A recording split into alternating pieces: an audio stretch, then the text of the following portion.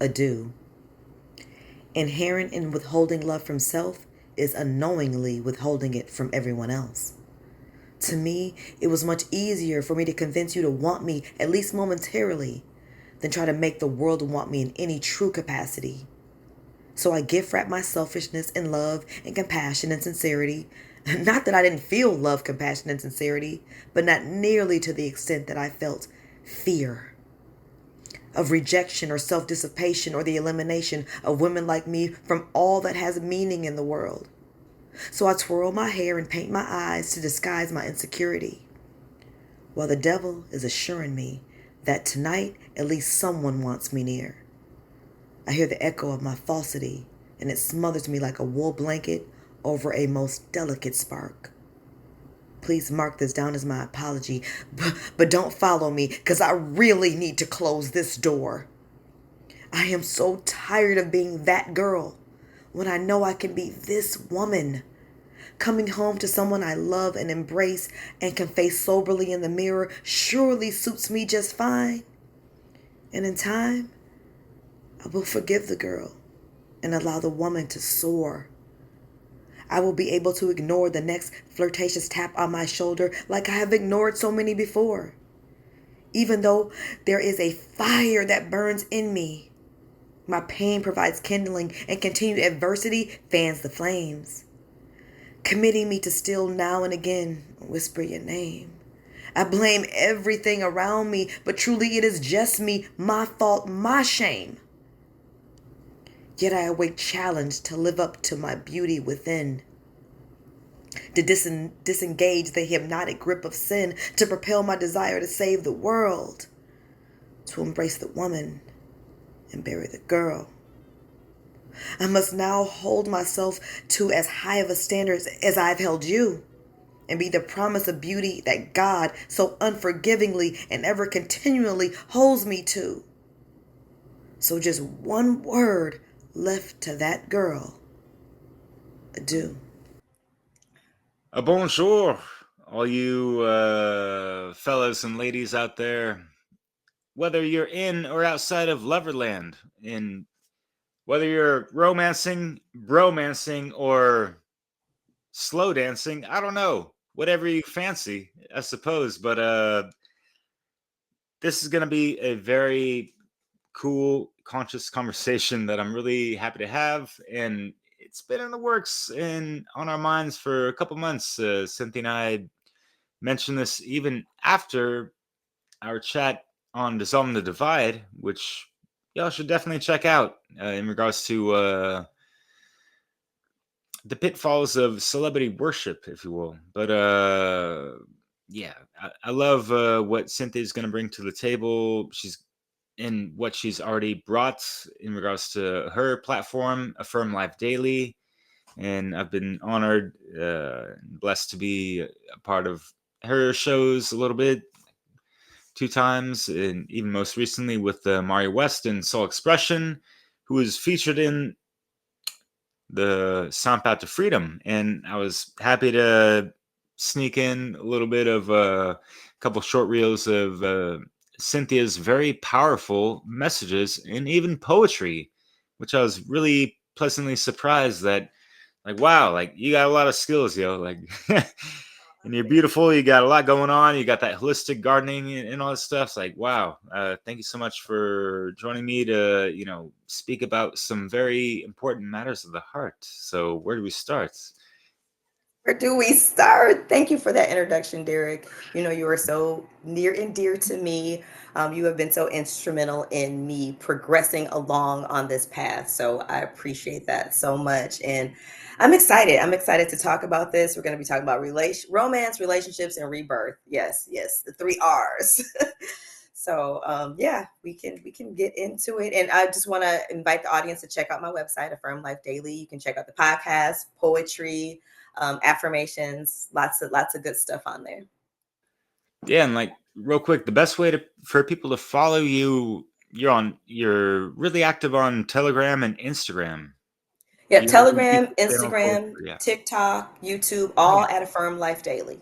So cool, cool. you can find me on any of those platforms. Oh, Rumble as well at Affirm Life Daily. That's awesome. And that's great that you're sticking it to the TikTokery of things where, yeah, a lot of folks like myself, I'm not It's even tough. catching that with a 6 foot full pole sometimes, like, and it's just, I I yeah. appreciate it's there in folks like yourself that are like up in there really trying to infuse that, that good truth conscious spiritual stuff. But yeah, It's tough on that platform. It's like I get constant warnings and oh really? yeah, about my posts. Yeah, they're not a fan of natural law, doesn't seem. Right. So yeah, I get lots of warnings, lots of shadow banning, but some stuff slips through. So I'll take it where I can get it. So Oh yeah. Yeah, yeah. So, where would you like to start? I mean, start with feel free romance. to, tell a little bit about yourself, so folks Oh get yeah, a, sure. a quick little background and that kind of, you know what I mean? Absolutely, absolutely. So I, like we talked about, I host a natural law podcast, Affirm Life Daily. And I'm my background, I kind of have been on that slow progression path of awakening for many years.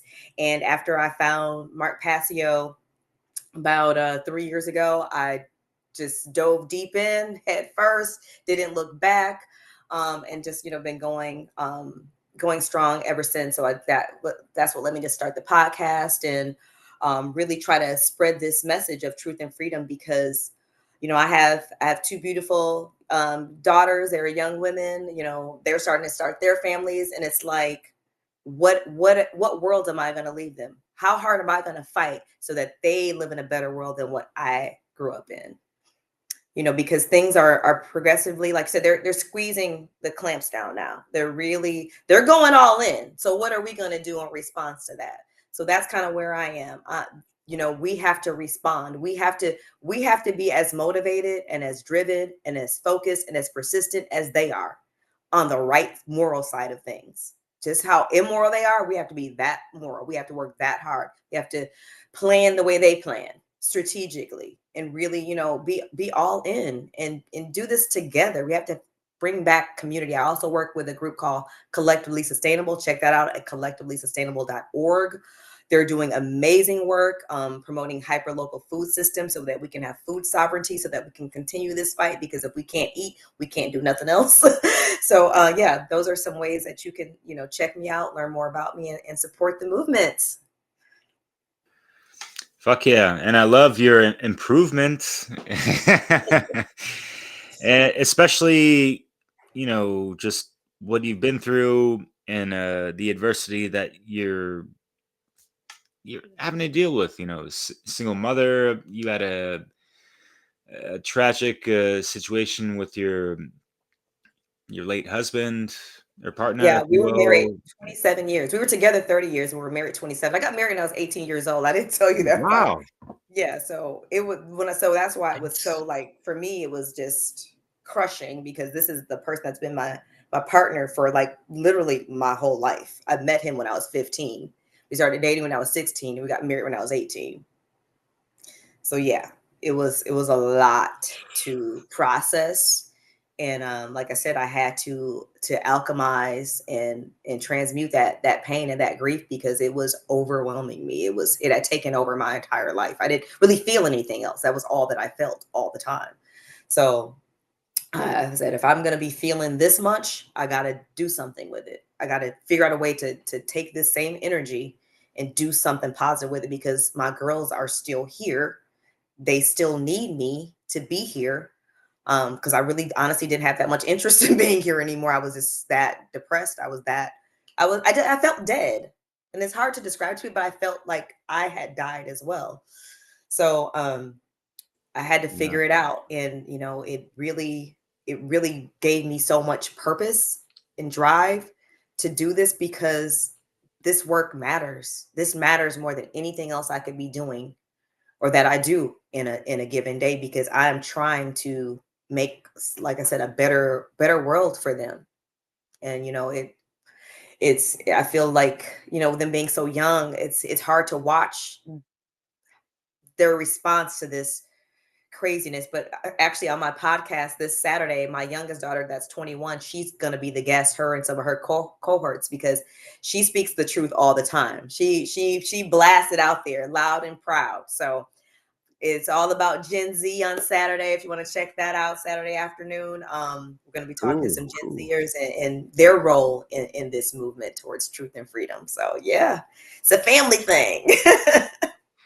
That's great. That's great to hear. Yeah. Jeez. Yeah. My heart goes out to you. Fuck. Yeah, it's like I I know what you're talking about of just not wanting to be here. Like would rather be off dead than, having to live with this, incredibly heart shattering pain and Yeah, like this emptiness, this void that, it's yeah, the it person's was. no longer with us. Like we had shared this love. It's I can relate to a degree, with my ex who left me, and I was just like left kind of like shattered, but we had no kids and this and that, and she's still alive. But yeah, it was just like a sudden shock at the same time. It's like, wow.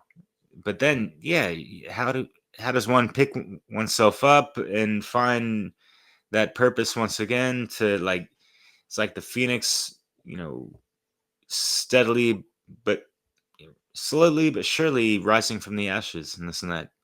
Yeah, yeah, and it was kind of crazy because I had met a guy that I started dating, and I was still like way heavy in grief, way depressed. He was like concerned about me. Like he's like, "Are you okay?" Like I'm like, "No, I'm not." But it turned out to be partially where I feel like he was kind of like, she's probably going to be a very easy person to take advantage of in some ways, which happened. But I don't regret a minute of it because he helped me remember, because I had no sense of self. I was his wife. I was my kid's mom. My kids are grown now. It's like I didn't even know who I was after he died. I'm like, who even am I? Like I really had no sense of it, and I didn't realize I had that little sense of self. But once he was gone, I recognized I'm like, I have no idea what to do with myself. I don't know really who I am outside of defining myself through this family, through this relationship. And so he helped me remember who I was. And so he was, I will never paint anyone, all bad like that, because he wasn't all bad. And he really helped me remember it. And he, would hold me when I would cry and scream and, you know, lose my shit because I couldn't deal with it. And um, he really encouraged me to find ways to be of service. Like, you're still here. He's like, you're really smart, you're really talented, you're really this and that. Like, why you need to be doing stuff with it. Like, so yeah, he was very instrumental in helping me get back on my feet despite the the negatives, which there were some huge ones. But I don't ever look at, and we'll get into this when we talk about relationship, I don't look at myself as a victim. I don't look at relationship as like the victim thing, because unless someone's holding you at gunpoint in a relationship, you're there voluntarily. So you're not a victim. You're getting something out of this exchange, even though you might be perceived as the victim, which a lot of, some people in my family, I'm sure, perceived me like that, like, oh God, he's taking advantage of her, da da da da. But I don't look at myself like that, because I was a willing participant in this relationship. And even when I started to kind of see what was going on, I still was participating. So for me, I had to figure out, why am I still participating? Why do I still want this? Even though I'm seeing all of this, I'm seeing what he's doing, and I still want to be here. So what's not healed in me that I still even want this? And I said, you know what? I'm gonna stay right here till I figure it out, because all I'm gonna do is go play this out with some other guy if I don't figure it out right now. And so that was the approach that I took until I could figure out what was going on within me that needed healing. And it was a lot of things. But never having dated, because I was, we were separated a couple times during our marriage. So I dated a little bit, but I really don't look at myself as someone that has any type of dating or relationship experience. So besides my marriage, so I was very green. And so and I really didn't have, when you don't have multiple relationships, there's a lot of stuff you don't learn about yourself, because certain things aren't triggered within you. But between my husband dying and this new relationship, a lot of stuff was getting triggered in me that I did not know that I needed so desperately to deal with. So I look at it as a blessing because now I have a chance to deal with this stuff. Wow, yeah, that's that's really profound what you shared. Thank you so much. And yeah, I'm sure it's not all that easy to talk about these things. Even No. and maybe it is at the No, point it's where not. yeah, but it sounds like you've alchemized a good amount and Yeah. you healed it up to certain points. And yeah, it's like the shadow work or the shadow aspects that need to be worked upon, those come up so much in relationships and stuff, and like Yes. certain partners are not going to show sides of that, I guess. So it's interesting, like that's Yeah. wow, like the experiences you've had and all that stuff. And yeah, like just being with one person for so long, since so young. Yeah, it's quite It's yeah. been the last, I would say, 5, 6 years of my life has been like I've experienced this so much. Like I've had to feel so much. I had to do so much healing, so much work on myself Mm, in such a short amount of time. But like I said, I'm grateful for it because a lot of people didn't even understand why I started dating so soon after my husband's passing. Because I met him like just randomly. I went out that day by myself just because I was forcing myself to leave my house and leave my bed and get dressed and stuff like because like I had stopped like getting dressed. I had stopped just caring for myself like at all. So I was like started forcing myself to leave the house and do things. And so I was out by myself and just kind of met him randomly in September and of that same year that my husband passed. And we really hit it off. And it felt good to be able to just talk to somebody and connect with somebody and interact with somebody that didn't know. My husband's name was Ricky, that didn't know Ricky. Because anytime I would interact with other people, I would start thinking of him and the time, oh, that time we did this and that time we did that. Or and it's not their fault, but everybody in my life was a reminder, but he didn't know, he wasn't around. So it was nice to be with someone that didn't remind me of this pain and this grief that I was dealing with.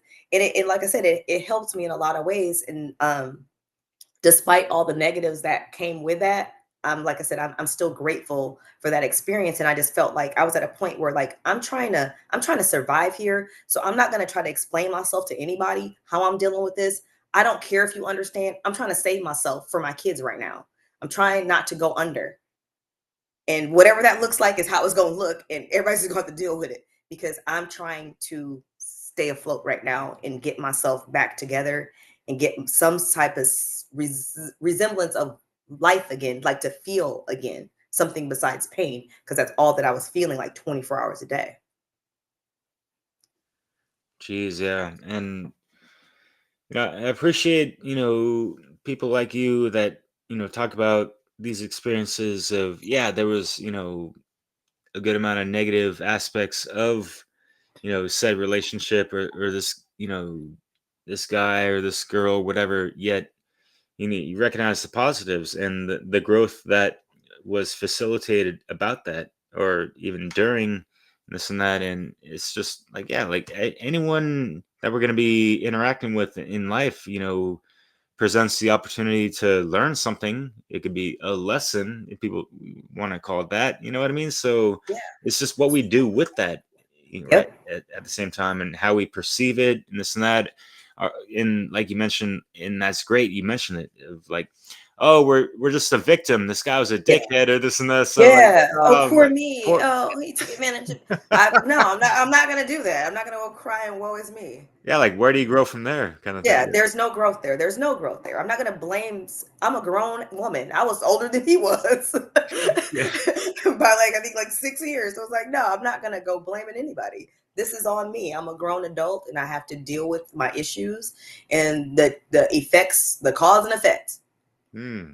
I chose this, so now I got to deal with all the ramifications of said relationship or whatever, and deal with, like I said, the things in me that I am still currently, working on and healing. But once you're aware, it's way different dealing with something once you're aware of it, and the power that it has starts to decrease so rapidly once you're aware. Because now I can be conscious and be like, okay, I know what I'm doing right now. I know this is just a trigger. This is something, you know what I mean? And so I can consciously make another choice rather than just going from that unconscious place of that pain and letting that make my choices, you know? Yeah, totally. And yeah, it sucks like being with someone for so long, like for the majority of your life up until this point, and yeah, we all have our ups and downs in relationships, but that was like the love of your life type of, and then Right. you have to go through the trials and tribulations of like these hit and miss guys and whatever, right?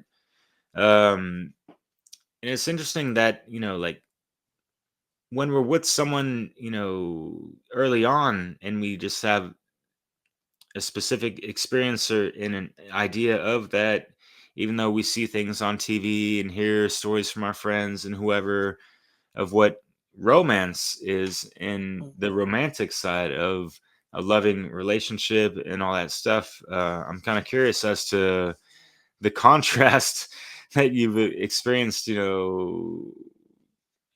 with your husband in regards to, afterwards and this and that. And I'm sure there was an evolution of romance and whatever love interaction, during the over 2 decades of being together. Yeah, Yeah, yeah, that's impressive, yeah, yeah. yeah. It was a long time.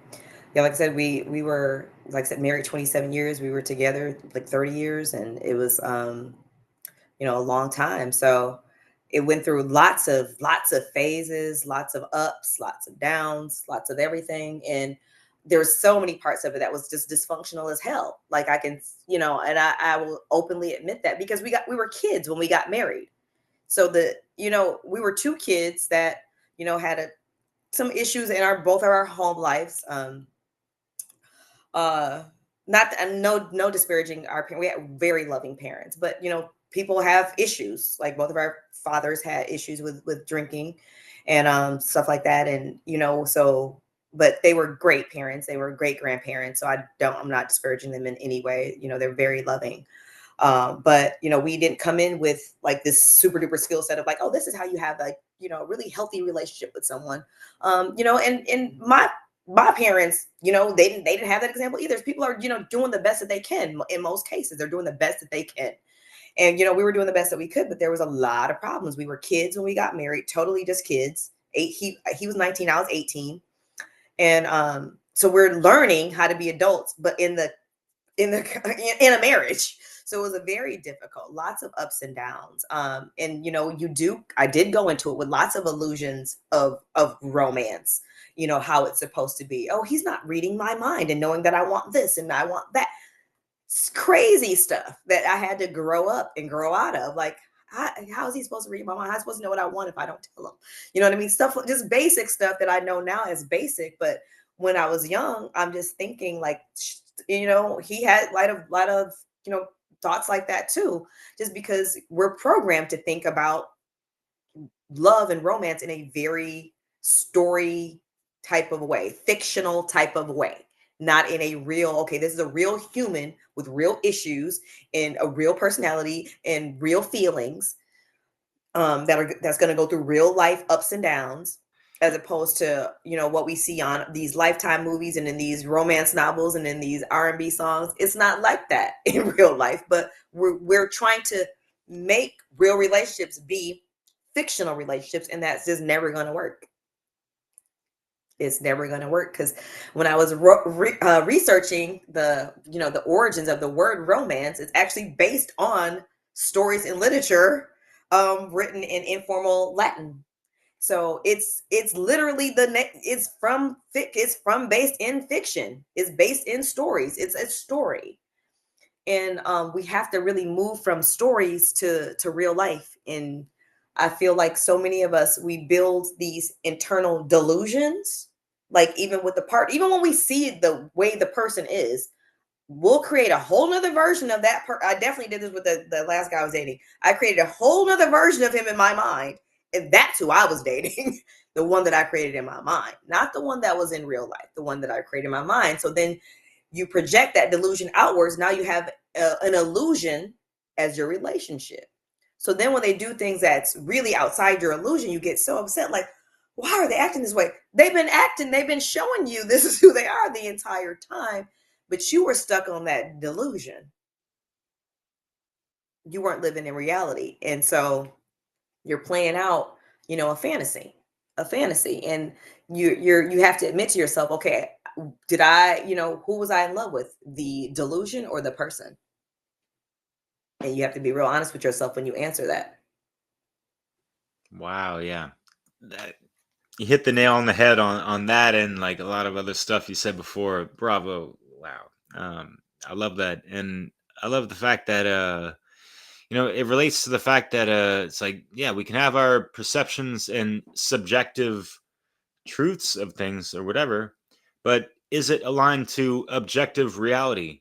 Exactly. Who the person actually is, are our ideas aligned with, who that person actually is, and also, does that person actually know who they are, like That part. Oh, I'm so glad you brought that up because I feel like, he definitely had a projection of an illusion of himself as well. You know what I mean? So, a lot of people, they're stuck in a delusional state just about themselves as well. So it's real important to bring reality into the mix, or you're not going to be able to have a healthy relationship with anybody, including yourself. So it's super important. And then two, I feel like, we're always trying to play out these, hero victim type of sagas, like, make it all soapy and dramatic, like, the movies. And, we're actually, a lot of times we create scenarios just because that's what we're so programmed to think that it's supposed to look like, all dramatic and all these things, that we create the drama. If it's not happening on its own, we literally will create it just so it fits the mold of what we think a relationship, a romantic relationship, should look like. And also it can kind of tie into to some of our subconscious, issues or problems. Like we may have that hero complex or that victim complex that we feel like we need to play out, and the easiest place to play that out is in a romantic relationship. Like if I feel like I gotta save you because, from my childhood, that's the role I always played, and that's how I feel value, and that's how I feel worthy, which is something that I definitely had to work on, and I'm still working on.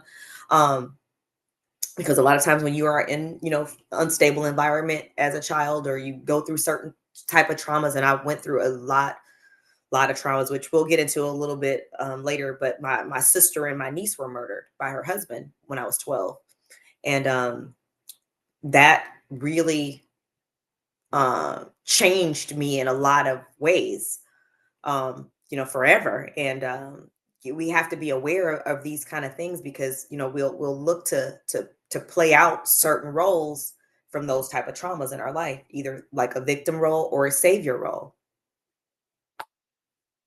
We'll keep replaying those same dramas out, Yeah, I was and about to because we're say, like, looking for resolution. they seem to play out in relationships that we have, or even friendships and this and that, and Yep. the Yep. subconscious or unconscious Friendships. projections, just like, Yep. okay. Yep. Absolutely. Um, Absolutely. So it's like you said, it's all about that awareness, and being honest with yourself about yourself.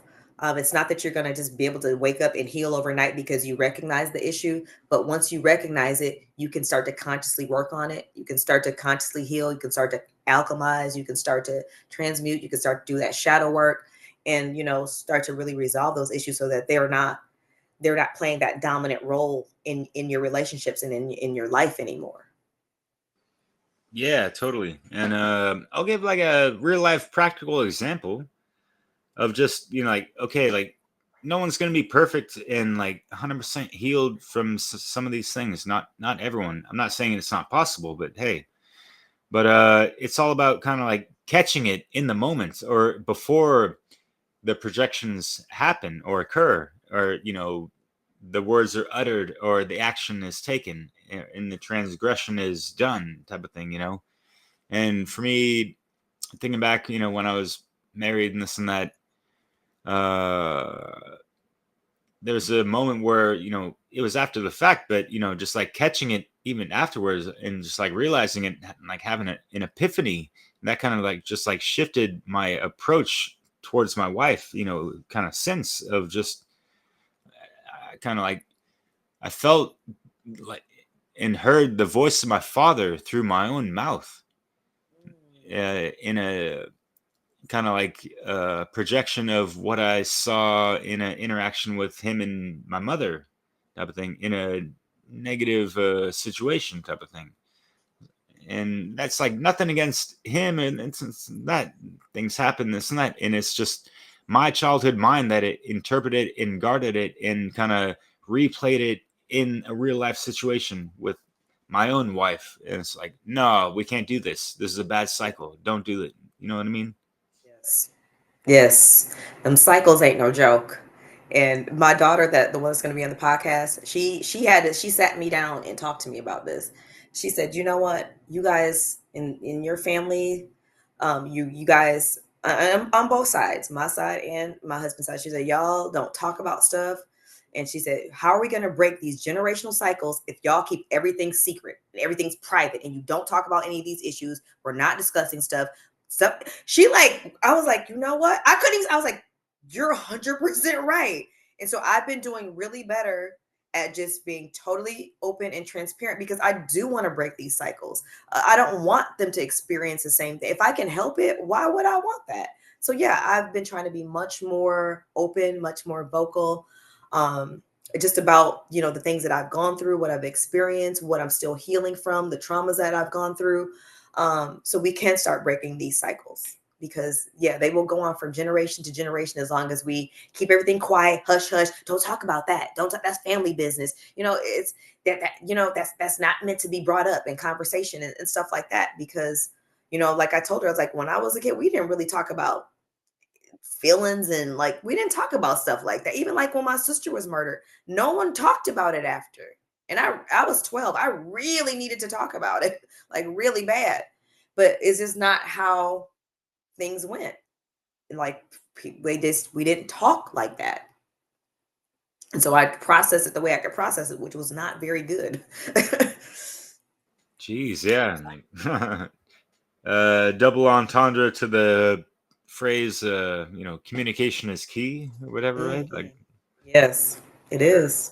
It it is. sucks. There's like, yeah, like in a lot of families, there seems to be like these, taboos, like, oh, we can't talk Taboo. about that, or oh, sensitive topic, this and that. And like, even in politics and, even like surface level stuff, like, whoa, like, all right, so no feathers are gonna get ruffled, this and that. Even birds need to shed some of that stuff so they can, fly more lightly or gracefully, or whatever. Like, there's, get the dead weight off, or you know what I mean, like a Yeah, big yes. skin and that kind of stuff. So it's like we learned some things. We've been duped. We've all been fucking duped. There's psychological operations across the fucking board, programming on top of programming. Get the fuck over your shit and stop acting like a victim, like you're talking about, and let's just talk about it. Open up the conversation. Let's have a, heart to heart type of stuff. Like Mario Yeah. West likes to say, like those tendy, crunchy morselettes. You know. Absolutely. I like that. I like Yeah. that saying.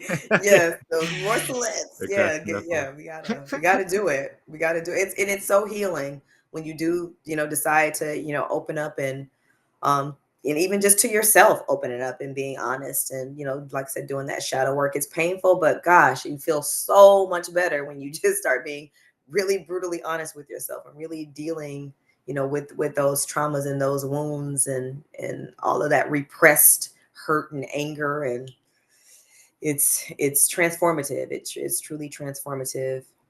Yeah, and It that's where it absolutely has is. to start. Sorry, Yeah. rough, but the whole self-love, the self-care, like even, romancing yourself. How are you gonna romance others if you can't even romance yourself? Then you know what I mean? Like all this stuff, Yes. like take yourself out. Have you ever been on a, not talking about you specific, or like anyone listening, but like watch a movie in a theater by yourself, go out to a restaurant by yourself, this and that, and not be feeling cringy or awkward about it. Like it's just, you're a human being. This is real life. Like everyone has to do what they got to do. Feed yourself. Sometimes wind down, have some a little bit of entertainment, if you will, or whatever. Right? Yeah. good old downtime where, you know, you're not in fight or flight mode type of stuff to ease the stress off, whatever. Yeah, no, that you're so on point with that because it's so important. Because that was one of the things I wanted to talk about regarding relationships. Because if there's not two healthy participants in the relationship, how is it possibly going to be a healthy relationship? If you don't have a healthy relationship with yourself, if you don't care for yourself, if you're not loving yourself, if you're just looking for someone to come and fix you, come to fix your life, come make me better, that's your job. That is nobody else's job to make you better. That is absolutely 100% your job. And that's not to say when you get in a relationship that y'all won't help each other grow and become stronger and it's beautiful and all those things, but that is not their job. That's a benefit of the relationship, but that's not their primary job. That's always your primary job to fix you. To fix you and work on you. Because that was something I definitely had to learn in my marriage because I noticed myself constantly focused on what's wrong with him. He needs to fix this and he needs to fix that. You know who I need to fix? Grab this mirror, right? This is who I need to be working on. I'm putting all this energy onto trying to change someone else when there's plenty of shit about me that needs to be worked on. It needs to be changed. It needs to be healed. So I shifted that from him to me. Not that I wasn't there to support him and help him, but he should not be the primary focus of what needs to be healed and fixed. I should be. And you don't, and also just dealing with stuff by like matching energy. Oh, he gonna treat me like this, I'm gonna treat him like that. That none of that helps. None of that is productive. Just keep working on yourself, keep healing yourself, keep loving on yourself. Keep doing that shadow work so that you can bring the healthiest version of you to the relationship. Now, if they don't want to do any healing, you may have to end it because you will probably outgrow that person because you're doing the work and they're not. But you can't, but trying to force someone or trying to fix someone, it'll never work. It'll just never work. It's always an inside job. Healing is an inside job. So people can support you on that journey, but they cannot take that journey for you. Hell yeah. Yeah, well said. And I'm gonna follow up with something better than, you know, a little joke I had, but I'll mention it later, I think. But yeah, it's like we need to be more in congruency and complementation of each other, not this, you know, confrontation or the contrast of things and all that stuff. Like, yeah, notice, you know, my ex-wife and I were the path work I was on was really focused and intense, and she was kind of just like doing a thing, you know, the matrix job, you know, routine, that kind of stuff. But I was just like, this is what's important. And I was like trying to throw her plenty of nuggets on the side and up front. But yeah, it didn't click as much as I thought. And I took a soft approach and this and that.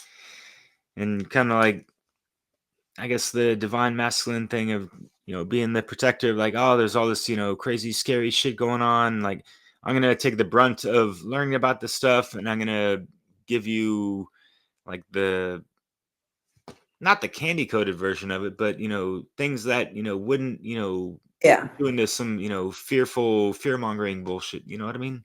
Yeah. Whatever. But yeah, it just, I don't know, like it didn't work out. And yeah. So, anyways, but yeah, Yeah, it can be difficult. Like I said, once you commit to doing the self work and the healing and you're on that awakening path, it's just up to the person whether they want to join you on that path. But if they don't, the odds of you staying together is just so low because you're going in two completely different directions. So it's really it can be very very difficult, you know, and because especially if you're in a relationship with someone who is not all that self-aware, you know what I mean. So it can be very very challenging to keep it going. Yeah, yeah. It seems like, people kind of just put out whatever kind of patience, and there could be delusions within that to just keep the boat afloat, or whatever, in a relationship. And yeah, I'm obviously saying that in reflection of my own, but hey. Yeah. Yeah. I think your ex and myself could relate, because I was so in love, and like that was such a motivational thing for me to cook for my wife. And Mm. your ex being the wonderful chef that he is, I'm sure you were. Oh, spoiled rotten with food.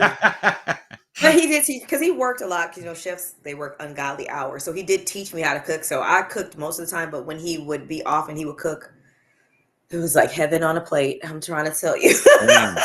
It was like heaven on a plate. Like, so yeah, like I'm definitely a foodie at heart. Like that is the way, one of the ways to my heart is food, boy, I'll tell you. So yeah, I got really, really spoiled with very delicious food. So yeah, yeah, it's a beautiful thing when you can have that connection. And like I said, I you have to take the good with the bad. I learned a lot. It was like a lot of trials through it, and I like I said, but I learned a lot about me. And one thing I definitely realized after he passed away was another reason why I felt like I did want to also date, because I felt very unsafe. I didn't realize how unsafe I felt as just a woman and a person as when he was gone. I felt so incredibly unsafe. Like I needed a man there because I felt so unsafe. And I'm like, why do I feel this unsafe? This I shouldn't. And then I started, of course, doing shadow work, and I realized I was carrying so much fear still with me from, like I said, my sister and my niece were murdered when I was 12, and it was, I mean, they lived with us, so like we're like close. Like I knew this man. I thought he loved us. I thought he loved my family. This was my brother-in-law. I thought of him as a brother. He killed my niece in our family home. She was only 5 weeks old. And then when it kind of came out, like his story wasn't adding up. He tried to make it seem like it was an accident that happened, but it clearly wasn't. She was 5 weeks. She had a skull fracture that was 3 inches long and a half inch wide. You know how the kind of force that has to be used, because their skulls are still soft at that. They're still forming. So it's very, very hard to create a skull fracture like that. They said it had to be the force of swinging a baseball bat, how he had to swing her into something hard. So this was like extremely traumatizing. So after they found out, like, okay, he did this. So he's saying it was an accident. Clearly, you don't have accidents that cause that kind of damage. So my sister left him, but he was like threatening her, like, keep saying it, like, I'm gonna kill you. Like, I'm gonna kill you if you leave me. She's left anyway. She was hiding out with one of her friends. And, he had threatened her multiple times. My dad had begged them to like lock him up. His name was Ray, to lock him up. And they did not. They was like let he could be out while he was waiting for the trial. He could just be free and out. And not that I'm a proponent of the justice system, but he's saying, like, he's threatening her directly. And for me, processing that, like, I'm not understanding, like, okay, if he's saying this and she's scared, everybody knows this man is crazy.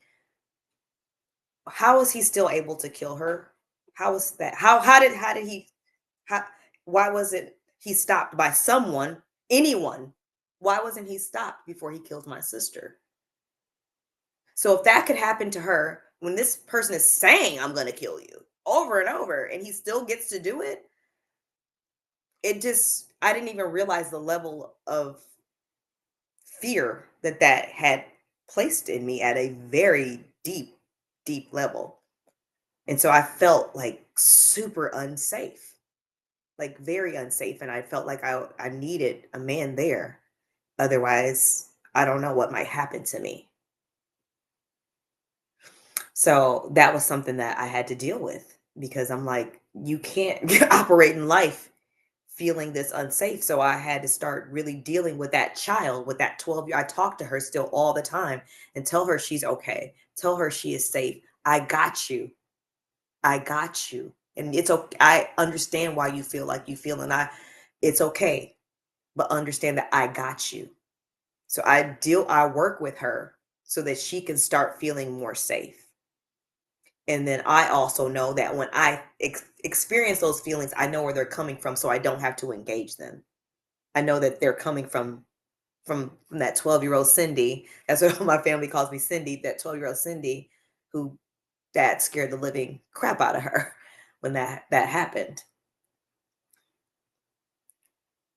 So yeah. So Wow. that I think that's a big deal for a lot of women, that they don't even recognize safety, because a lot of women Mm, have gone through, and a lot of people don't know, like when you're in a lot of women are abused in relationships, and um your chance of being killed is much greater if you leave, not if you stay, if you leave. After my sister was killed, I started doing a lot of research on domestic violence, and I started doing volunteer work as an adult on it. And yeah, the chances of you being murdered is higher if you leave, not if you stay.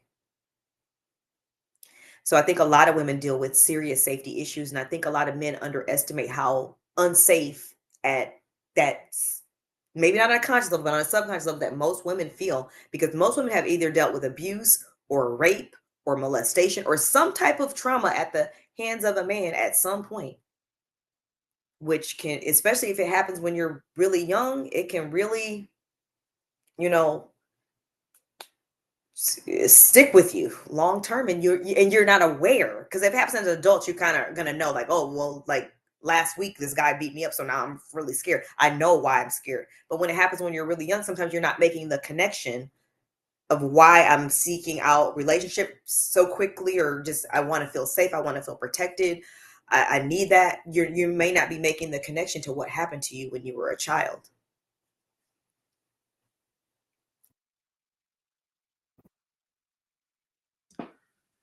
wow. Yeah. Yeah. Well said. There's a lot of dots that can be connected with these things. Yeah. It's what drives these guys to do all these things. Like, did they forget where they're born from? Would they like their mother to be in that situation? Yeah. It's beyond me. I don't get Yeah, it. It's crazy. it is. It's Uh, it's it's bad. It's really bad. And when you're the physically weaker sex, a lot of, like I said, a lot of times, I mean, you would have no reason to think of things like this, in this perspective, because you're a man. But sometimes it's good to understand kind of how women, where we're coming from, when the yeah. person that you're with, if they felt like it could kill you with their bare hands, and there'd be nothing you could do about it, nothing, if they chose to do that day. So we need that. And there's so much toxic masculinity out here, it just puts you in a state like, dang, you know what I mean? Am I safe on a regular day-to-day basis? Because it's a lot of, men out here that think real crazy and real controlling and real dominating, just because they can, just because they know that they can. Damn. Yeah. What do you think? I guess like the psychological causal factors of why they're in that mind state to have those actions would be Uh, about. well, for him in particular, he was abused sexually, physically, mentally. He was severely abused as a child, Fuck. like severely. So, and I think a lot of men may be being abused, and for them, I think it's even harder to talk about it than a woman, because like they're a man, you're supposed to be masculine, you're supposed to be tough, and now I was sexually abused. Like they don't want to tell anybody that they've been abused, that they've been hurt like this. And so I think abuse plays a lot of the um a lot of roles in men having that toxic masculinity, and repeating that cycle of abuse just because they were abused. Um, and I'm sure that, and some of it's definitely from, programming, societal programming with this toxic masculinity. Like, when do you ever really even see like really strong moral representations of men on TV or in movies or anything like that? They're usually always toxic. They're either toxic, like overly masculine, or they're like bumbling idiots. You know what I mean? Like, there's just not that strong moral, good-hearted, care for their family type of examples for a lot of them. And a lot of men too are, growing up without, single mom households without any male role models that are positive in their life. So I think there's a lot of societal issues where I have compassion for men, and I'm not one of those. Even all the stuff I've been through, I love men.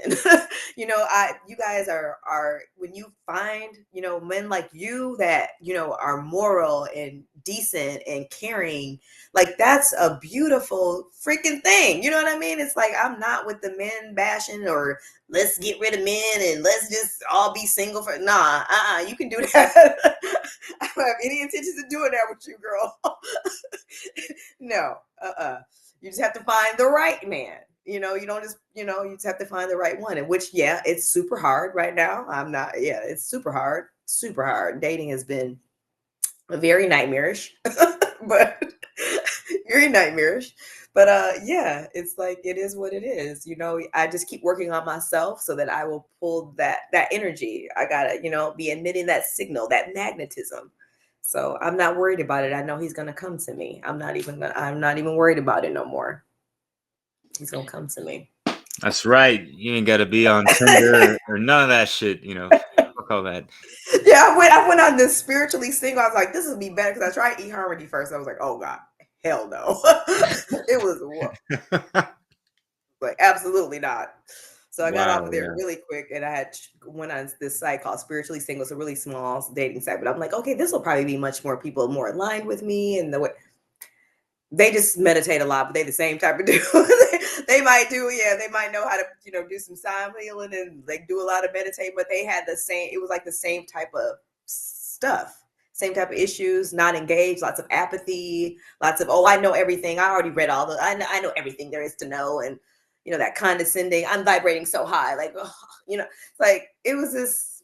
I'm like, this is the same bullshit. It's just they just talking in spiritual terms rather than materialistic terms. But it was the same bullshit. It sounds more like a spiritual bypassing group, but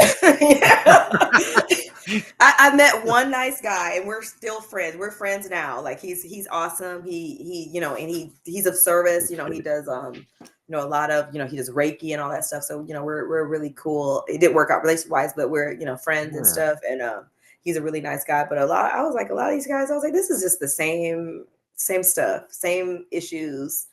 It's just they just mask it all with this. They have all the practices. There's no embodiment. They're not embodying all the stuff that they know. They know it all. They can recite it to you backwards and forwards, but they're not embodying any of it. They put on a good performance, don't they? Huh? Absolutely. Shit. Absolutely. Fucking A. That's the Absolutely. hook or whatever, right? Yep. I guess. Yeah. Yep. Yeah. What do the dark occultists do? They put on a grand performance for us to get hooked into all types of shit. And yeah. Yeah, it sucks that it's getting replayed on the light side of things when these people haven't integrated the higher learnings of these things. Or have they touched those higher learnings? Or, like you talk about, especially in regards to integrating them. That's the main fucking ingredient. Yep. Right? It is. It's the main. Yeah, It's like, what's what the the hell? purpose of getting all of this information if you're not going to integrate? If you're not going to do anything with it, you're just full of a bunch of information, and you're not doing anything. You're not changing. You're not evolving. You're not being of service. You're not doing the great work. It's like you're not doing nothing with all of this information that you have, which is almost to me worse than if you were just ignorant. Then I could understand you don't know the information. Maybe you haven't been exposed, or maybe you have taken time to learn it, but like you actually know it and you still don't give a shit Yeah. to Or, do or like anything. in the pseudo spiritual side of things. Hypothetically, imagine you're with this guy and he's talking about like, oh yeah, I know about that tantric sex, and all this stuff, and you guys do it, and you didn't even have an orgasm. It's like, what the fuck, Like, Right. Like anyway, you're sorry. definitely not embodying it. Work on that. Yeah, but For it's sure. going back, it's really it's not about the whole dating stuff or hookup sites or dating sites or whatever. Geez, I'm I've been in France for a long time. I don't know these things, but in being with a partner for so long, it's like what is dating even like? You know what? I'm sure you had that. Like, yeah, Yeah, I was just like, I felt very like, you know what I'm saying? I felt very lost. I still feel pretty lost. yeah, very It's true. very, yeah, it's like I don't, so I feel like I don't know what I'm doing. I feel like a young teenager. Like, so it's like I'm trying to learn, and my daughters help me, and like, they try to tell me, stuff to look out for, and da, da, da, da.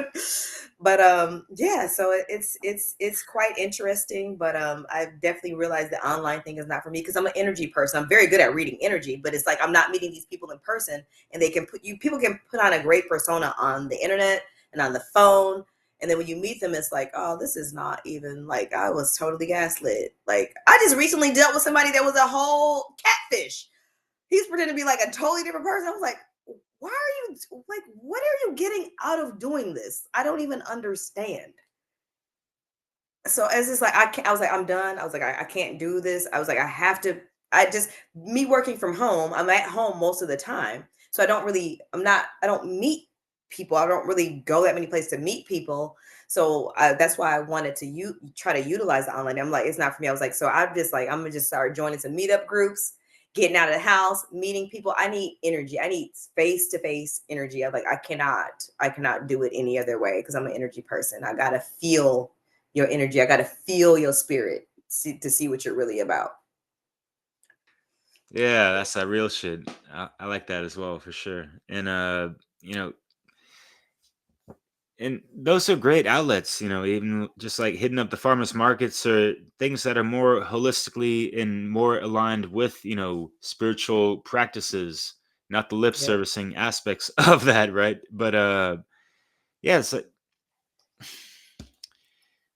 I'm sure things will attract you in the proper manner, synchroniciously normally, because that's kind of been the case for myself, and just sometimes not even looking for it, and like, hey, like even right now it's like I actually want to be single, but there's some stuff going on. I'm not going to talk about it, but and it just happens. It didn't happen through any kind of forum or dating site or whatever the hell. It's just like it attracts like. And so what what are people really truly aligned with, and what has really sparked the passion within their heart that they're operating on a daily basis? Yes. That is going to be attracting and making that call out to the universe for Yep. things to come their way eventually, sometimes suddenly, who knows, but patience is a virtue in these cases, and to keep that just yeah, like we're never alone, you know No. Mm-mm. and Yeah. me and my So birth, just so have to stay in alignment, keep working on myself, and yeah, that's mainly what I've been trying to focus on. And yeah, my daughters brought up the same thing that you did. She's like, they were like, just go do stuff that you enjoy doing. Go be in nature. Go to, you love the farm. Do the thing. So you're gonna naturally meet people that also like to do those things because that's where you are. So I'm like, yeah, that's very true. So they're wise beyond their years. So they're always helping me with things. So yeah, but yeah, I said I'm not gonna worry about it. I'm not gonna force it. I'm not gonna push it. I'm just gonna let it come to me. I'm just gonna keep doing what I'm doing because it is very important to have that alignment, that spiritual alignment. That's the number one thing for me. I don't care what else you got going on. If we are not in spiritual alignment, and it's not a judgment on someone who's at a different place. That's just where they are. But that's not what I'm looking for. I'm not saying I'm better than you because I'm not. I'm just at this place. This is where I'm at. And you know what I mean? So why waste each other's time if we're in two totally different places? You know? fuck yeah, well said. And that's kind of like just like setting healthy boundaries as well, or having a screening process, if you will, and all that Mhm. stuff. Like, I'm Yes. not allowing these dudes up in my field for whatever reasons, Yep. like this mosquito trying to suck some blood, whatever. leeching off my life force energy. What the hell? We ain't tolerating that shit Exactly. around here. You know what the No more. That's over. That's a wrap. No more. Get your own. Get your own life uh, force. yeah. So So yeah. what's your idea of romance, or what else would you like to talk about in general with that in regards to Well, yeah. I guess we could talk about the last R, rebirth. Yeah, that too, man. So what I came to realize, going through some of the things that I've gone through is like every time you go through, like a major your grief, and we had talked a little bit before the show about like how even divorce, that's grief. You grieve that relationship or that marriage, or even just a breakup from a long term relationship.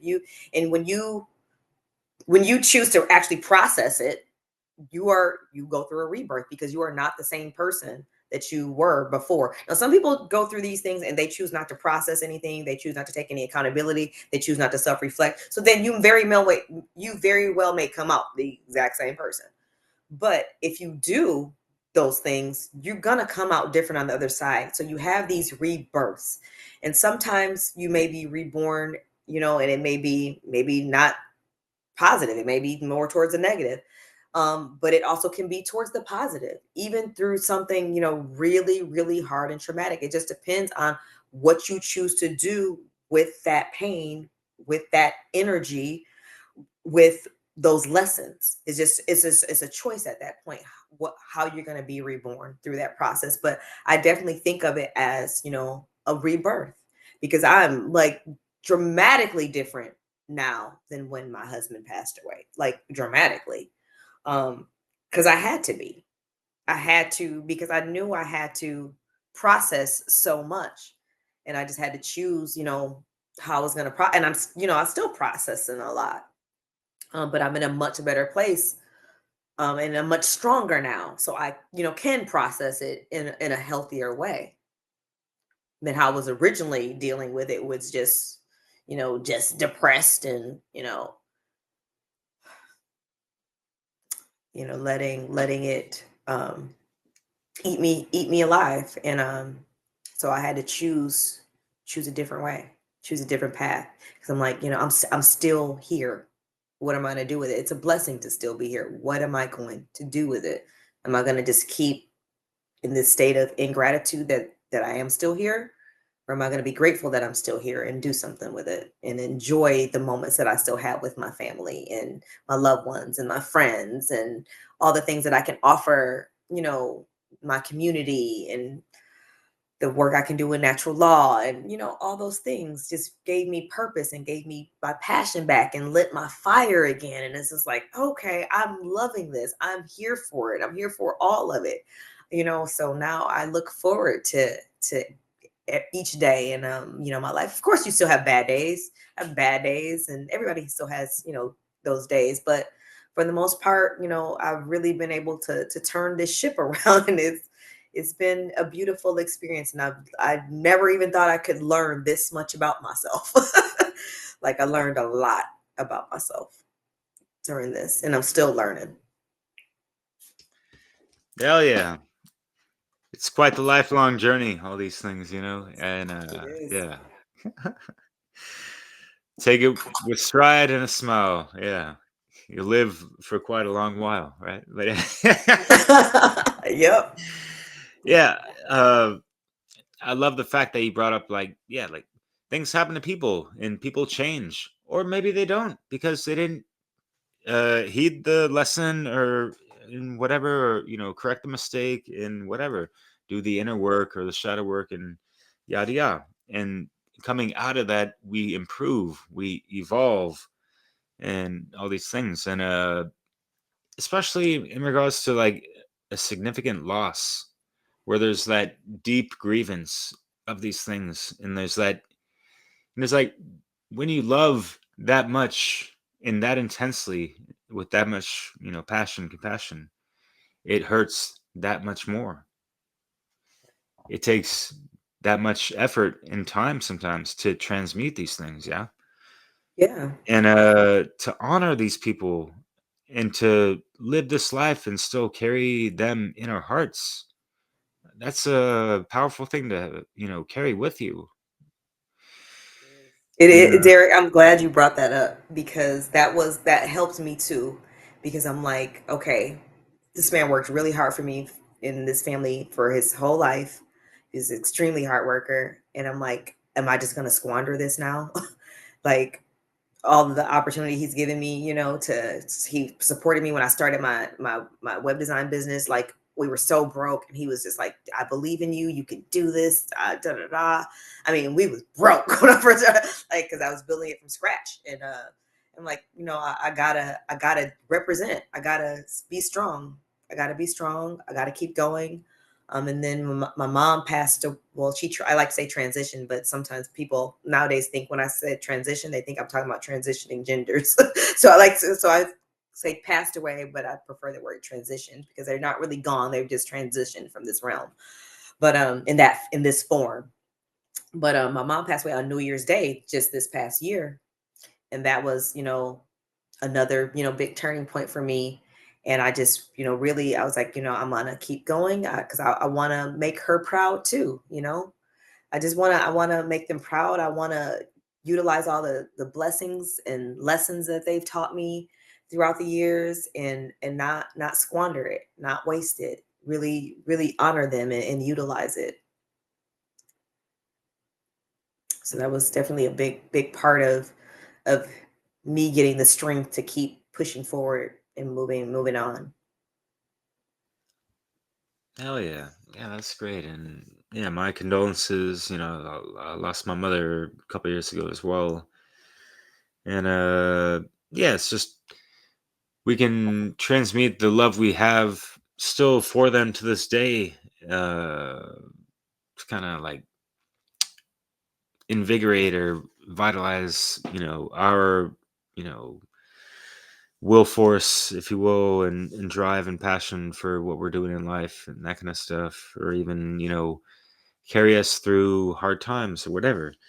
And the love we carry for these people, and I guess like honoring, our experiences that we've had with them and the love we shared with them, and we're still evolving at the same time with that proper, alchemized actions of it's like that love evolution, the evolution Yep. of love. And I don't know if you're familiar with there's a cool couple by that name, but yeah, that was a Check it out.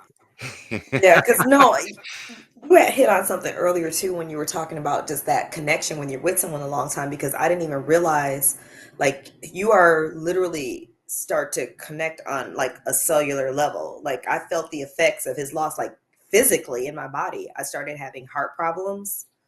My blood pressure skyrocketed. I just, one night I stopped breathing. Like it was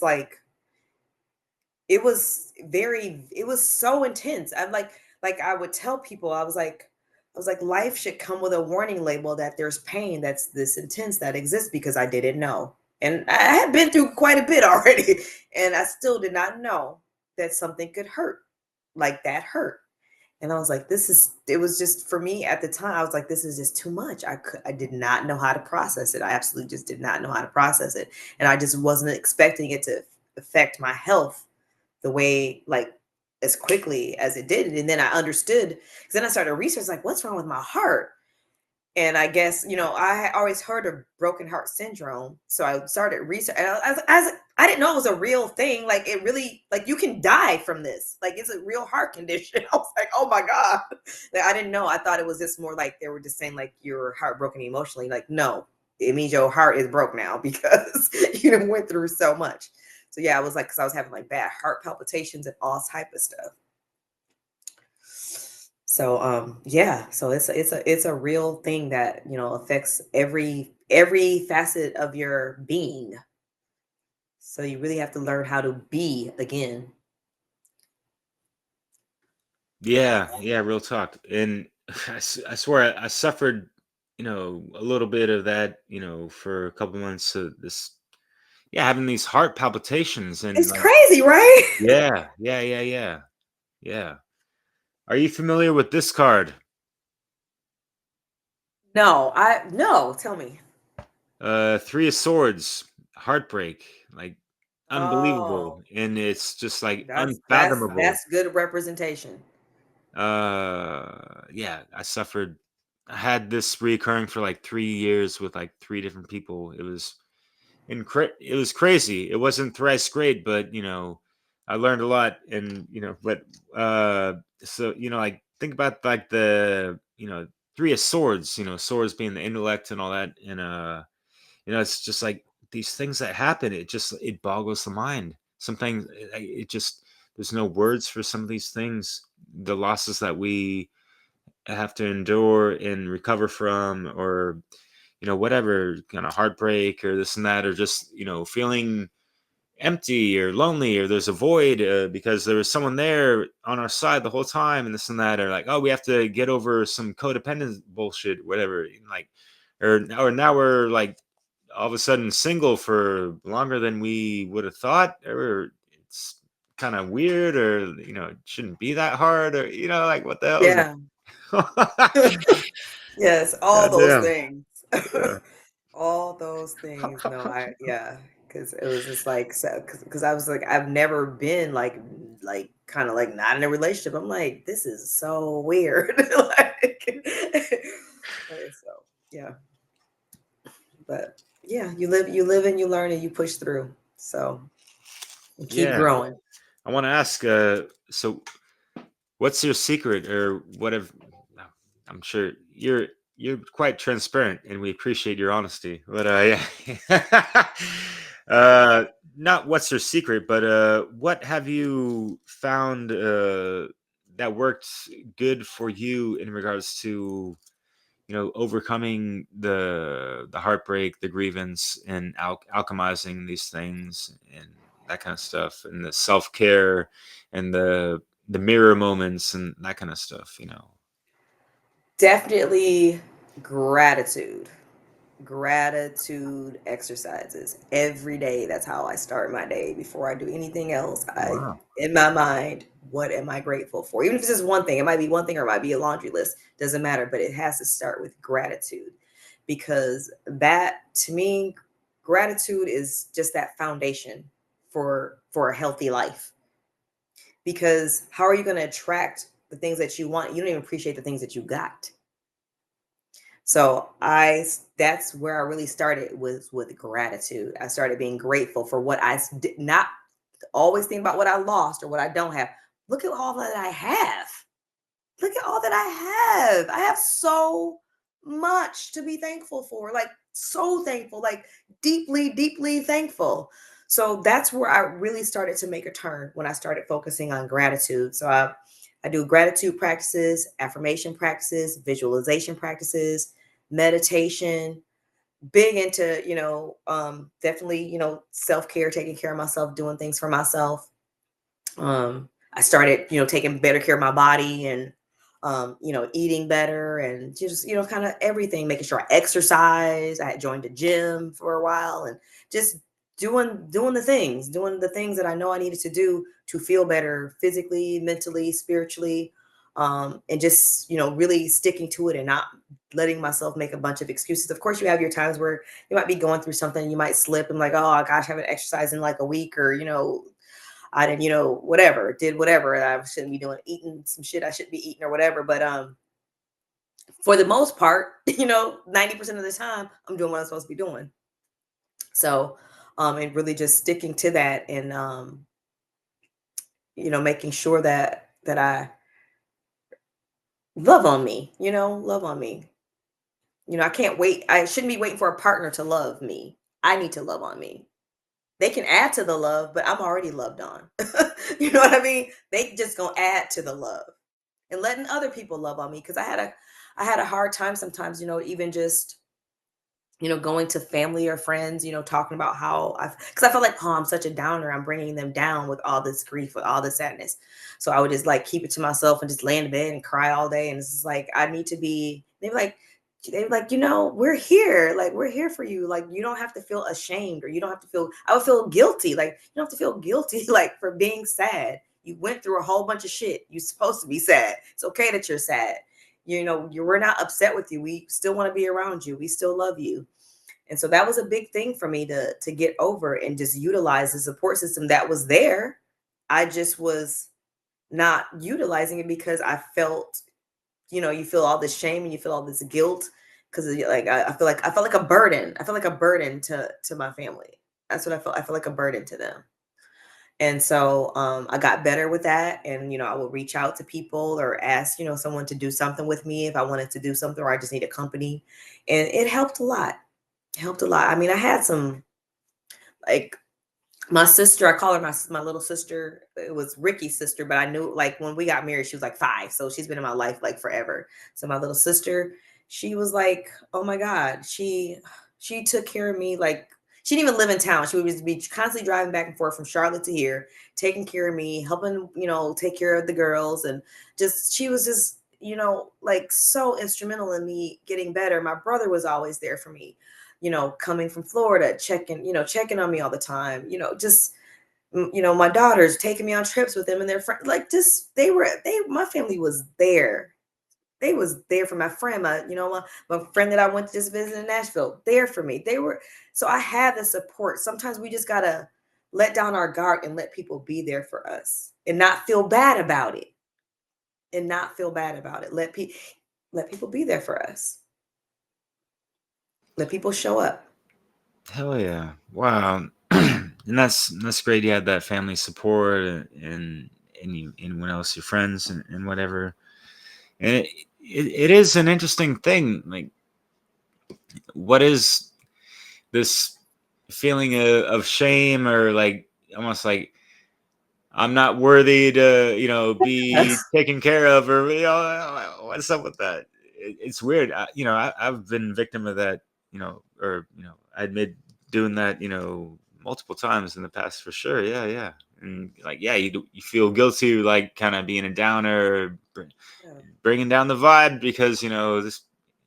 But yeah, I noticed that people want to see the best out of others and stuff, and want to see them happy in the end and stuff. And so you know wouldn't call it like a support group, but whoever's there, your friend, family, and this and that are in your presence, I think they're not going to be like kind of like put off for like, oh, I know this person's going through the hard time, I don't want to hang out with them because they're going to put me down. No, like Right. they're looking more to like cheer you up, it seems, and we just have to be more open to that, it seems, you know what I mean?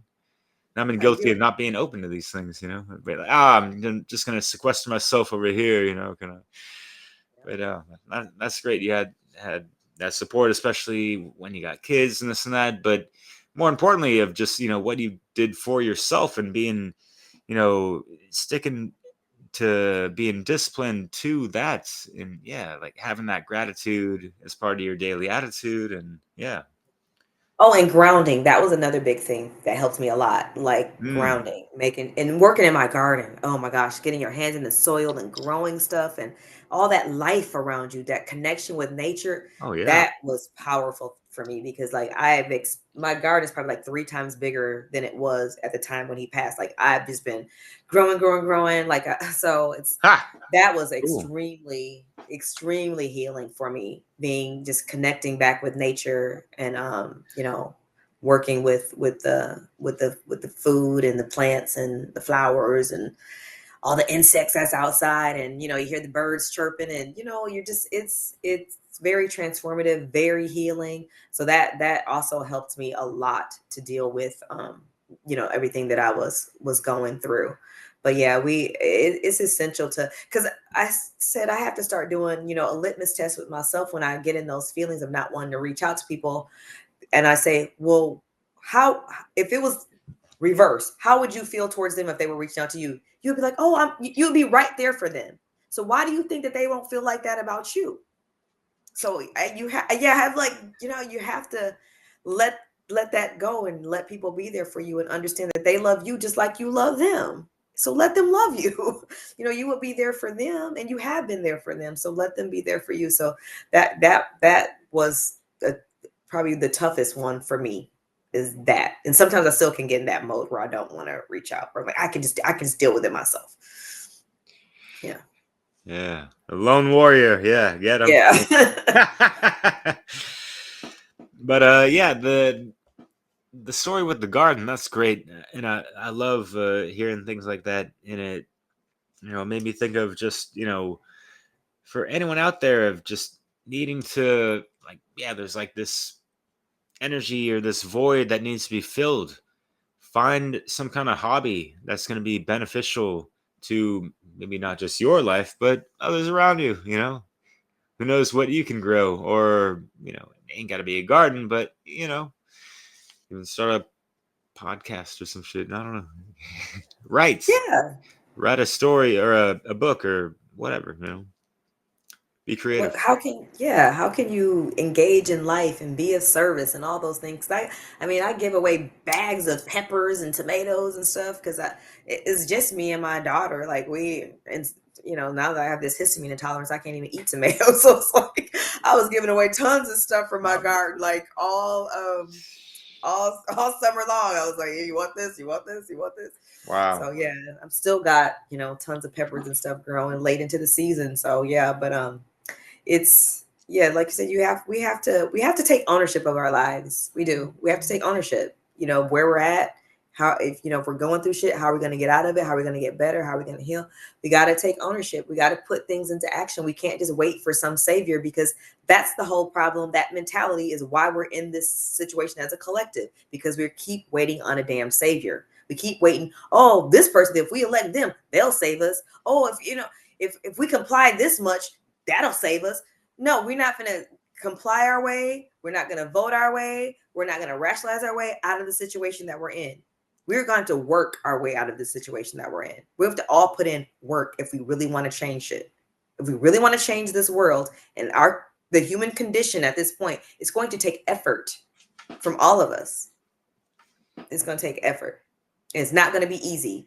This everybody looking for this easy solve. There is no easy solve for the situation that we're in. Get that out of your mind.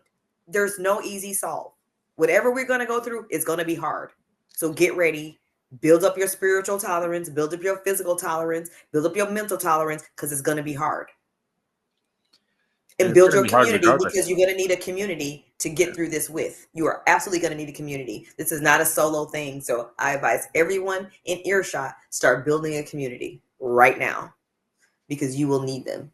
Because this is real out here right now. It's very real, the stuff that they're doing. And we're going to need each other to change things and start building new paradigms and new systems. We have to do that together. That's not a solo type of thing, or when you're trying to build new paradigms.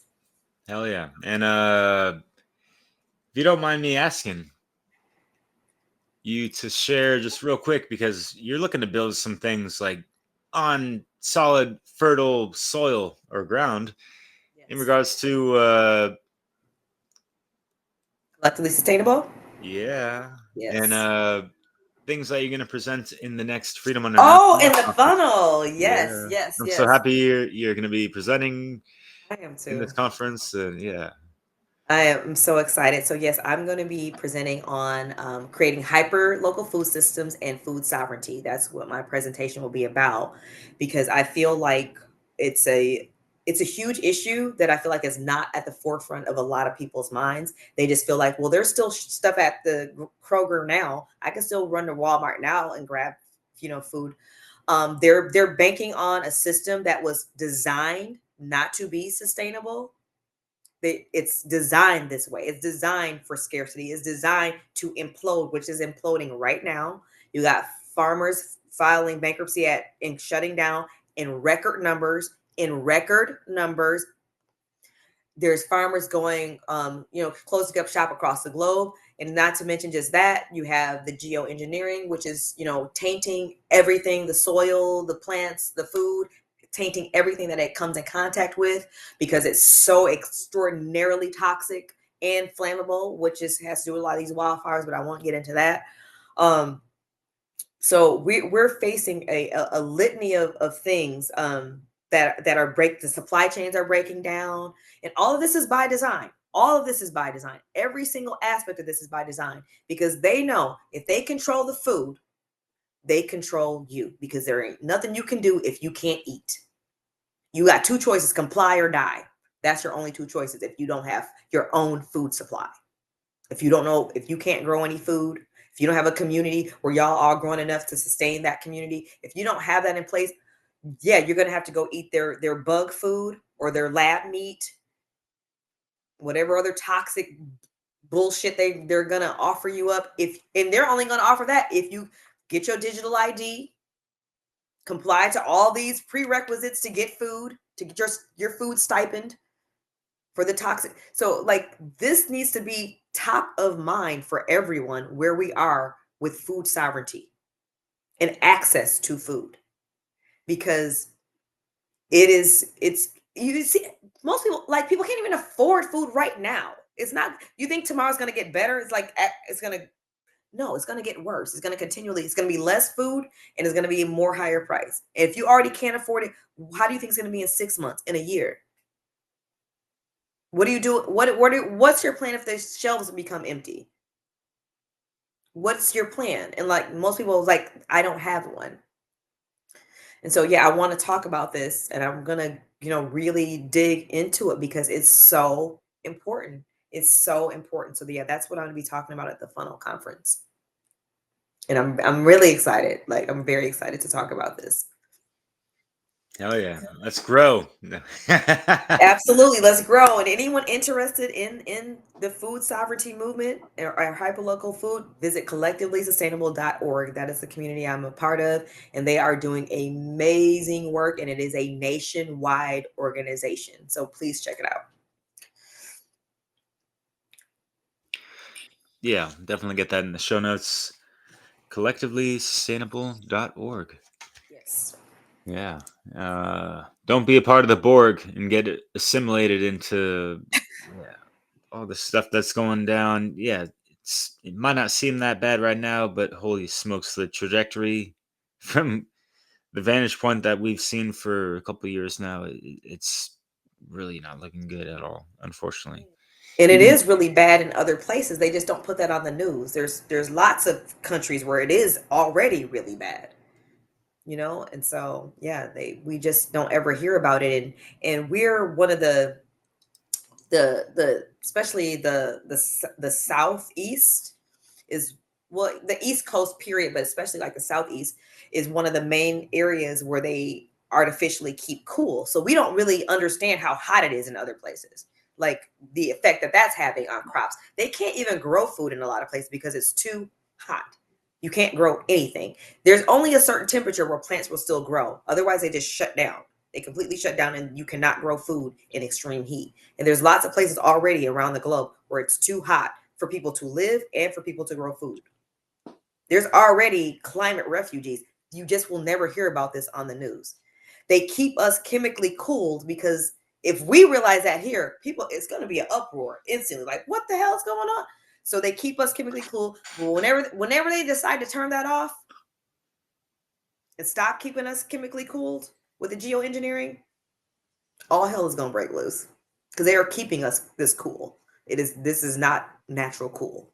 This is not the natural weather we would be having. It would be much hotter than this if they were not chemically keeping us cool through geoengineering.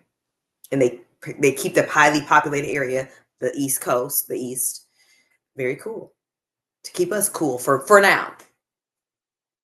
Keep our tempers cool. Yeah. Watch out for how they spin the story and the narratives on the lamestream media out there, folks. But yeah, I know there's also, I don't know if you're familiar with Alana Freeman's work, but she speaks about ionospheric heating, actually. I'm not familiar with her. Yeah. Particularly, but I have heard of that because I watch Geoengineering Watch, Dane Wigington, very religiously, and he talks about that a lot. Yeah. Yes, that is absolutely something that they do. And they have patents on all this stuff. You can look up the patent. So it's not like we're making this stuff up. I mean, he has so much video footage of even the planes, the nozzles on the planes. It's like you can see it, the shit in the sky. Like, what more proof do you need but your own eyes? And look at the weather. Like, it'll be like 90 degrees one day, and then the next day it'll be like 60 degrees. Sometimes even the same day, it'll be like a 20, 30, 40 degree drop. That is not natural weather. That is absolutely not natural. There's nothing natural, and food can't sustain in that type of stuff too. When you Dane calls it weather whiplash, because like your plants don't even know, when am I supposed to fruit? When am I supposed to bloom? Like, it's confused. If they get frost, like if you plant all your stuff and then they want to do artificial cool down, they can kill all your stuff just like that with one frost. They can kill everything with one frost. Yeah, I heard something like that in Texas like a couple weeks ago, something like that. And just like, and yeah, like the whole geoengineering stuff throughout, the past like decade, I'm just feeling bad for Mother Nature, the fauna and the flora that has to be subjected to this toxic chemical, dumping. Yeah. Mother Nature ain't having it. She's not having it. She's upgrading her frequency with or without us, so we better get it together.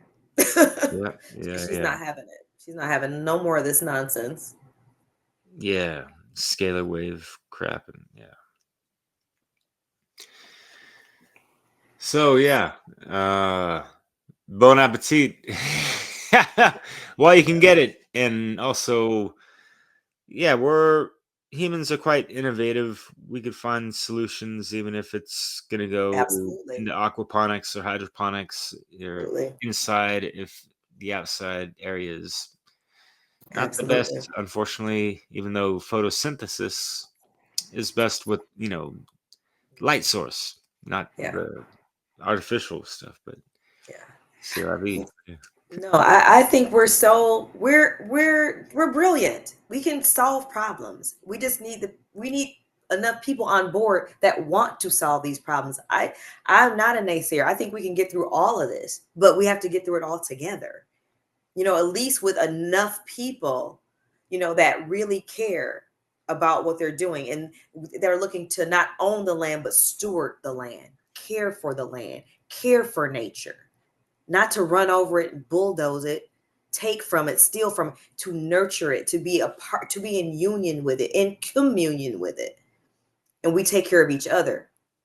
So that's what we got to change, that mindset, the way we even look at nature, the way we look at all of these things. And because I think we can turn all of this around. But like I said, it's just not going to be easy. People just can't, they want it to be easy, and it's not going to be easy. That's the part that everyone has to accept. It's going to take a lot of work from us, but I'm 100% believe that we can do. I know we're going to do it. There's too many beautiful souls out here that care, and there's just more of them waking up every day. We're gonna do this. Hell yeah. And it's kind of like when Neo was speaking to the Oracle, like, am I the one? Well, it depends, And actually, it's more like, it's kind of like being in love, It's, you just know it, Do people have that agape love for creation, for life, for themselves, for their fellow brethren, sisterin, and all these, the animals and all this stuff? Being in that position of compassion, to be a proper steward, as you're saying, and to carry on what we need to do in alignment to, the new earth frequencies. Because Mother Nature ain't having this bullshit, Nope. way too long. We done.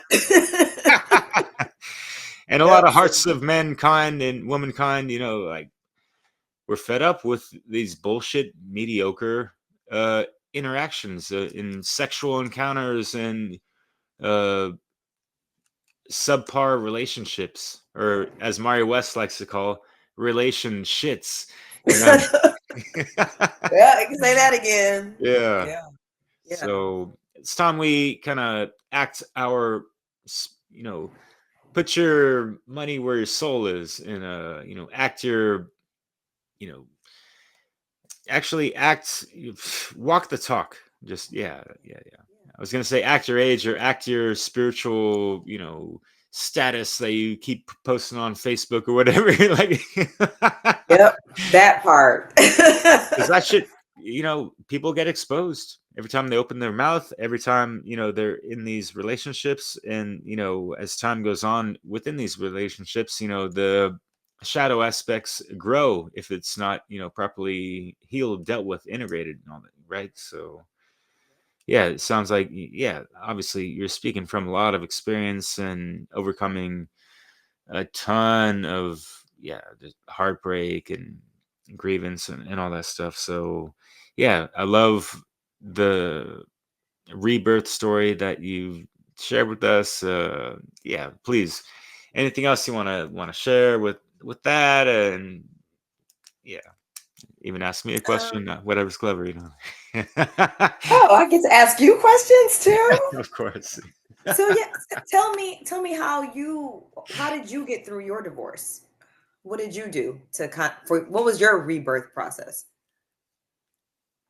A lot of crying and asking myself the tough questions, and yeah, just looking to correct myself, like staring at myself in the mirror a lot. And yeah, like, Derek, who are you? What are you doing right now? Like, do you understand, why this happened? And I was not hella hard on myself, but I guess I was more like a feeling like culpable. Like, I wouldn't say guilt tripping myself, but I felt like I was the main reason for the breakup. And so I wanted to, I was like, geez, I never want to make a woman cry ever again in my life, even though some things are out of my control and that kind of stuff. But, like, because it already happened, even if I never wanted to, and whatever. But yeah, it's just trying, looking at all the wrongs that were done, and it was kind of like a flash, your life flashes before your eyes type of thing. But in the relationship scale of that, and just scaling over that and going over it with a fine tooth comb, I guess, and just like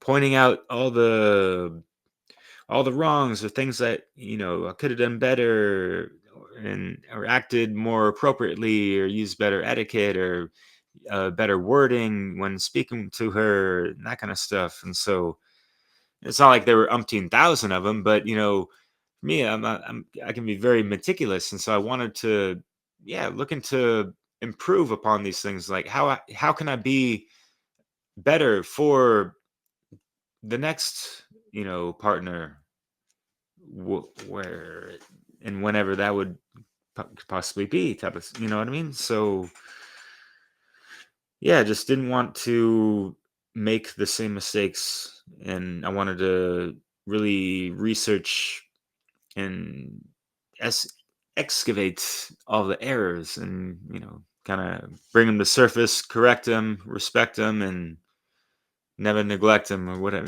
like. There you go. There you go.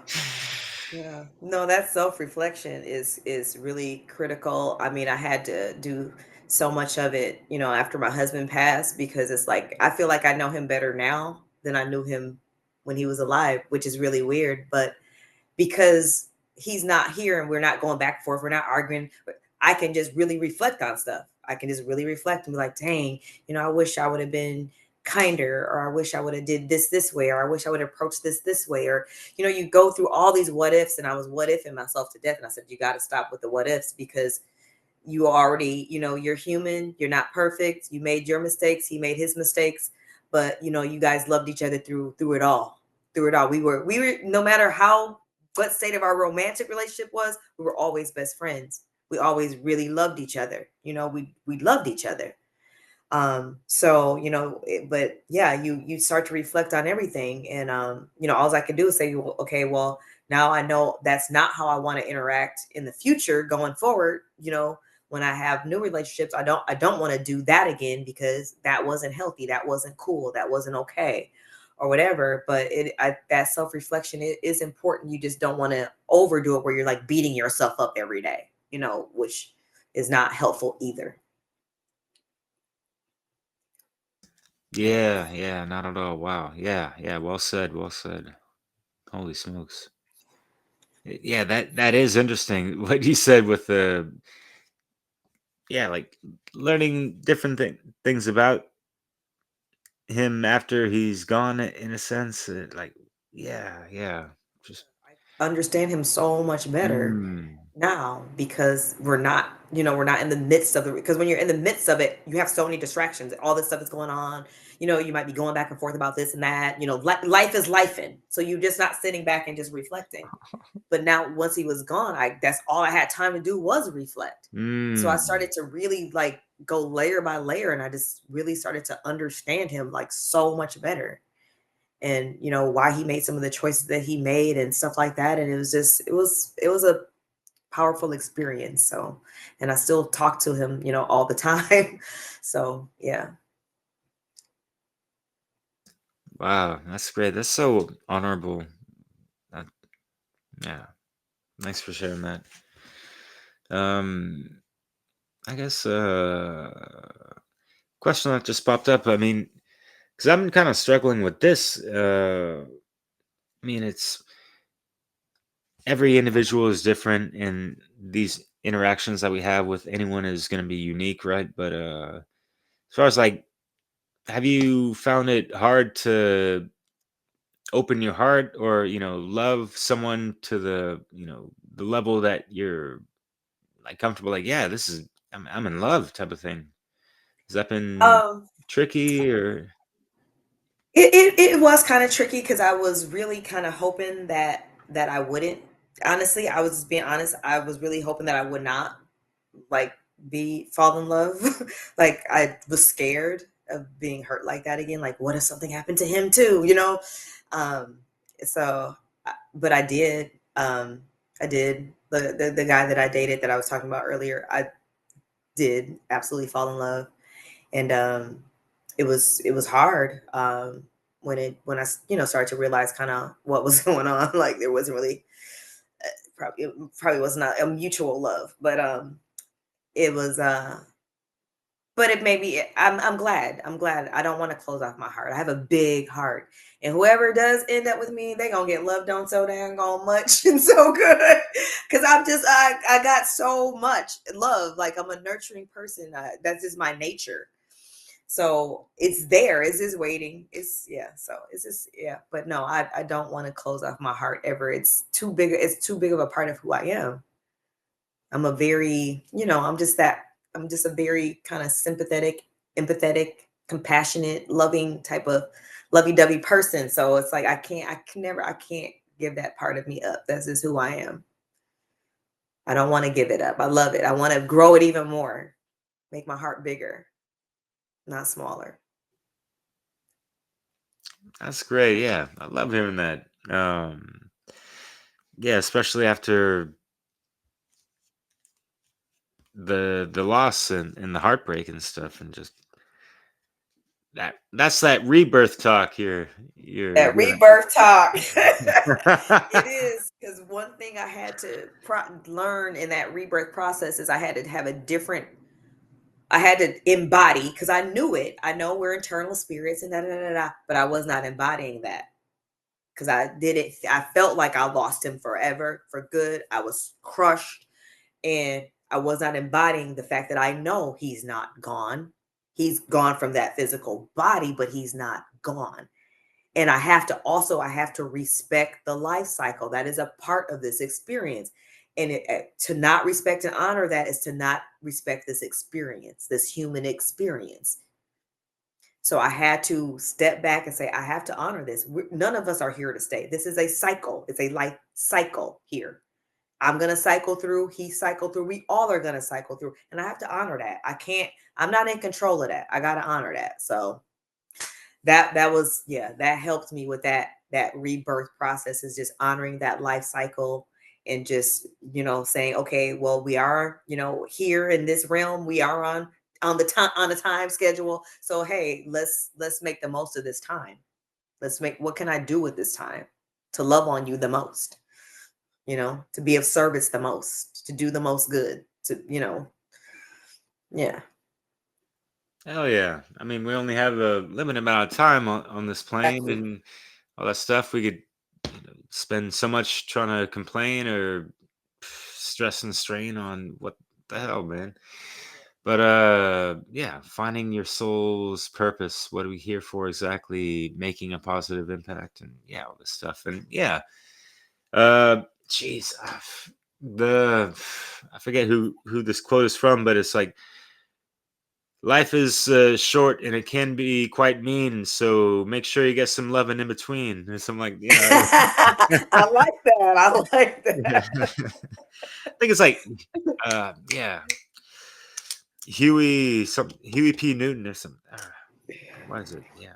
Anyways, so yes, we all want to find someone to yeah, just make love with, share love with, make music with, or build things or whatever and stuff. And yeah, there's a lot of ego stuff that we're all sifting through and dealing with, and all the programming that we need to deprogram from, and family and social conditioning and the traumas and yada yada, right?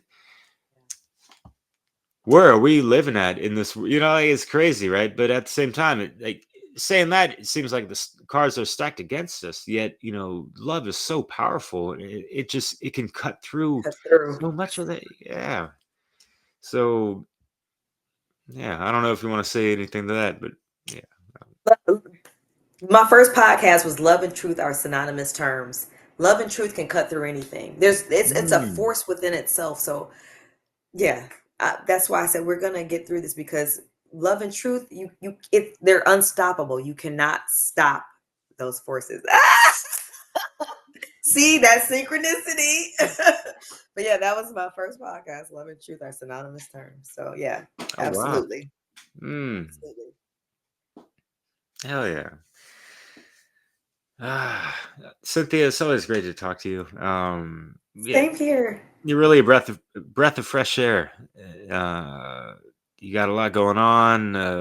You got a lot to say, and everything you seem to say is just like on point and legit. And yeah,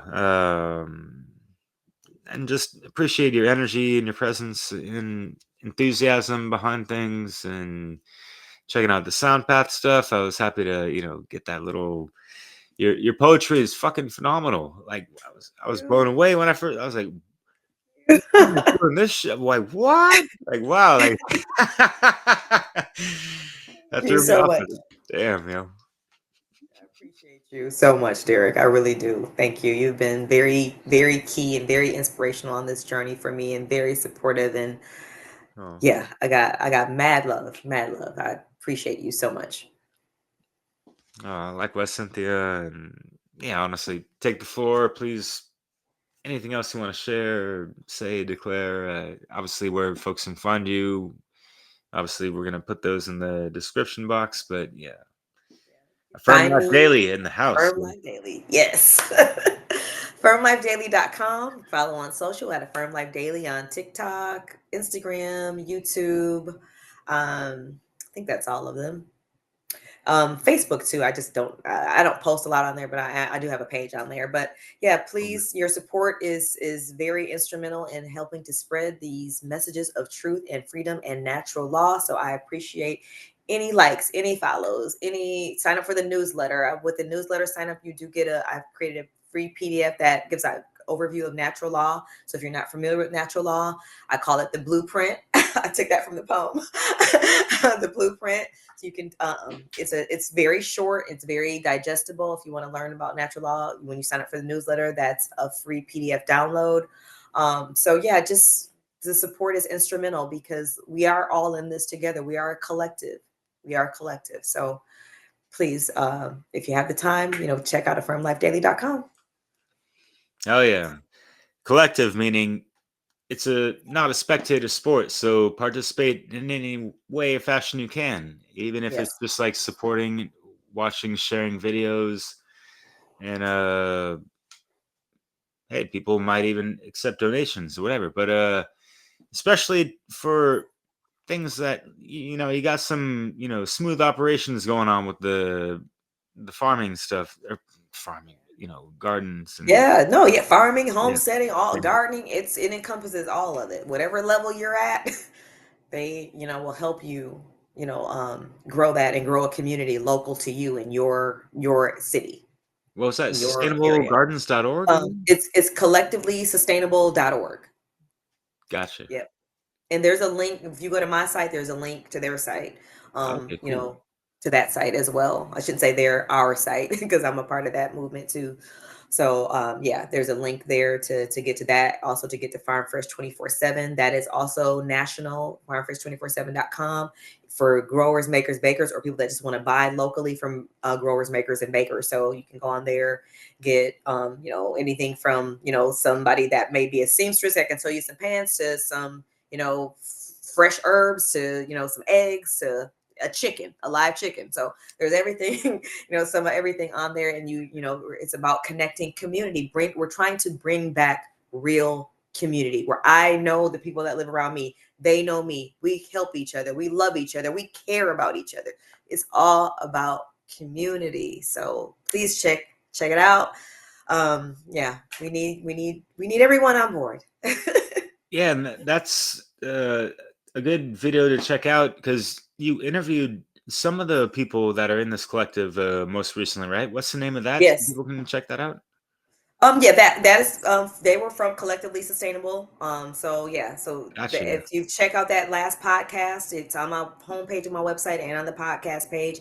Check that out. That'll give you some great information and some insight into what we're doing and why we're doing it and how we're doing it. Because that's very important, the whys and the hows, because like I said, we're doing this from a place of respecting nature and stewarding the land, not owning it, stewarding it, taking care of it, and taking care of each other at the same time.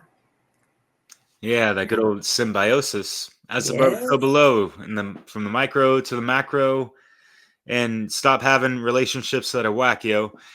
Right. Relationships with Mother Drop Nature. them bars, Derek.